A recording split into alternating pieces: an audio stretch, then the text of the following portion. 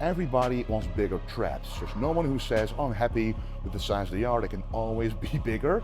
All right, guys, welcome to another tutorial video about my top movements for a specific muscle group. You guys requested this one a lot as well, the traps. Who doesn't want to have big, muscular, dominant looking traps? It's one of those muscle groups that make you look, well, pretty much either make or break your muscular look, your physique. So the traps are not just from the front, but also very visible from the back. As you can see, they go pretty much far down. So today I'm going to explain to you guys what I think are the most optimal movements for training and making those traps bigger. So we of course are going to start out with the shrugs. We all know them. They're pretty much the best movements for the traps, right? As you can see, the shrug, you're not contracting the traps all the way. You're not stretching the traps all the way. And what causes the most muscle growth? A full contraction and a full stretch. You can see when I'm doing this, yeah, the traps are doing some kind of work. But here I cannot get into the full contraction of the traps. And here I cannot get to the full stretch because I'm simply, this is pretty much a passive stretch that does not cause as much growth as an active stretch under tension. That's what we're going to try to look for. So this is a very nice movement a lot of people like to do, including of course the king, Ronnie Coleman, but you know, you can't look at the best bodybuilder in the world and think, if I do what he does, that's going to work for me. Sometimes you have to be a bit more intelligent about your training. And how can you be more intelligent about the traps is knowing that this is not the full contraction, but this is the full contraction. What happens? The shoulder blades are pulling apart, together, to the back. That is what you want to create when you want to train the traps optimally.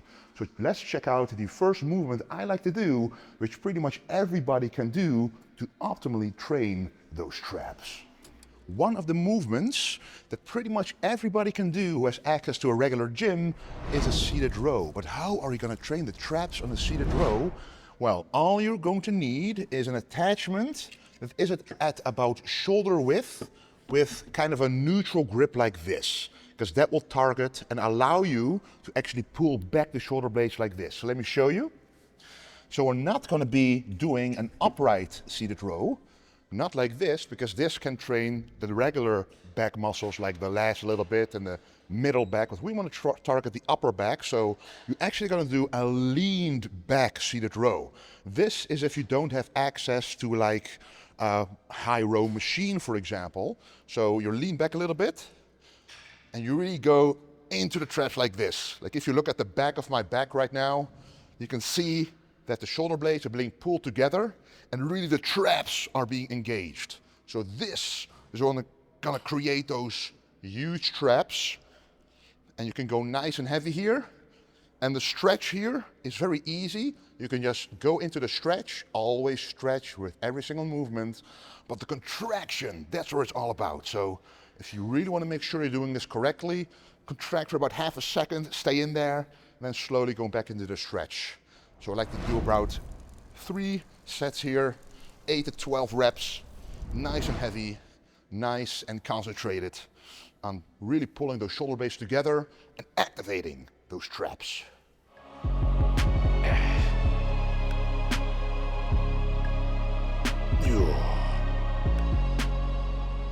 Now, if you don't have this type of handle, you also have this and this type, which most gyms should have. Another interesting movement for the traps is actually going to be a lat pull-down machine. How is that possible? Well, this is one more of those movements pretty much everybody can do in every standard equipped gym. So what you want to do with a lat pull-down is normally you want to focus on the lats and pull it down with a straight back like this. Now this really pulls the lats into contraction. However, just like with the seated row, you can very easily angle your back like this, pull yourself backwards, and also do the same thing. Pull it towards your upper chest and bring those shoulder blades together. That is the secret of training the trap. So go all the way up, go into the stretch, stay in this position with your upper body. So not like this, also not too extreme like this, but just in between. So when you pull it back, you really feel the contraction here in the trap muscles and really go all the way up and all the way down. And also stay here for half a second so you don't go too heavy and you don't mess up anything else except those traps. Because if your traps are not as big as you want them to be, there is something going on or wrong in the execution you're doing right now. So you might as well improve upon the execution by waiting half a second in the contraction part where you know that is where you activate the traps the most. So all the way up, lean back a little bit, all the way down, squeeze, and go back up.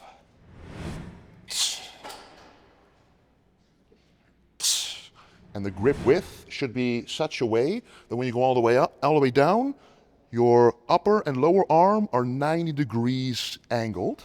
Then you know the biceps are not too much involved and really the traps are doing most of the work.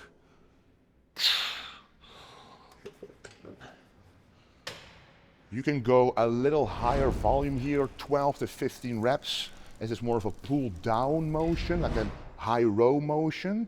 So you want to focus a bit more on the quality reps here and not go super heavy because you won't be able to pull all the way down. So again, 3 sets, 12 to 15 reps for the perfect execution. All right, this one is, looks like a regular high row, but a lot of people don't realize you can really target the traps with this one quite a lot. And the upper back and the traps are kind of synonymous. If you have big traps, you want to have a big upper back. That thickness is what we're looking for. So what you want to do is, find a machine with a chest support like this. So you can really pull your upper body into this chest support. Instead of thinking about rowing your arms back, think about putting your upper body, pulling it and pushing it forward, allowing the arms to go backwards, just like this. So also one rule that always applies with the traps, pull back the shoulder blade. So really use a chest support, push yourself against it, and push your arms back like this. The shoulder blades automatically pulling back as well. That targets the traps really nicely. And here, the big difference here is you can get a very good stretch as well. Compared to some of the other movements we already showed, the stretch is a bit less, but here, you're really being pulled apart. And here, really pulling that shoulder blades outwards and backwards to ensure a very good contraction in the upper back / the traps. One big thing about this is you want to go quite heavy, not heavy enough, well, not too heavy that you can't really fully pull back the shoulder blades, but also not too light because the back and the traps especially simply need heavy load to grow. So once again, let me show this set. Full stretch, use the chest support to keep yourself pushed into the pad all the way to the back. And here you can also be in a rep range of 8 to 12 reps to create those very thick traps. So for people who truly just enjoy shrugs, who are hell-bent on keeping the shrugs in their program, after all, I used to do them for many years ago. There is one way to make them a bit more effective. So you grab dumbbells that are nice and heavy, but instead of going straight up, you're actually going to pull them back like this. That way you get a much better contraction. And then make sure you don't unstraighten your arm too much, because a lot of people do this. That's the biceps. What you want to do is just use the traps to go all the way back and then go all the way down. And I like to do it like this, all the way to the back, boom. Bounce a little in the bottom to force the stretch a bit more and contract, just like that. You can also do it in a rotation motion, like this, or the other side, like that. Why would you do that? That creates a bigger range of motion. So instead of going all the way like this, just a regular up and down motion, at least go to the back for a much better contraction and a slightly larger range of motion.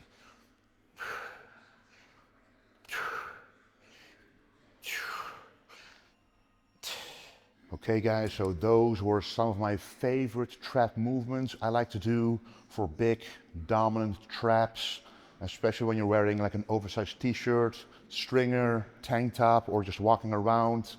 You know, those big traps really make your physique, the finish off your physique, and make it look a lot better than it could be without those straps. So make sure to incorporate these into your back workouts shoulder workouts, or even on a separate day if you truly want to work on bigger traps.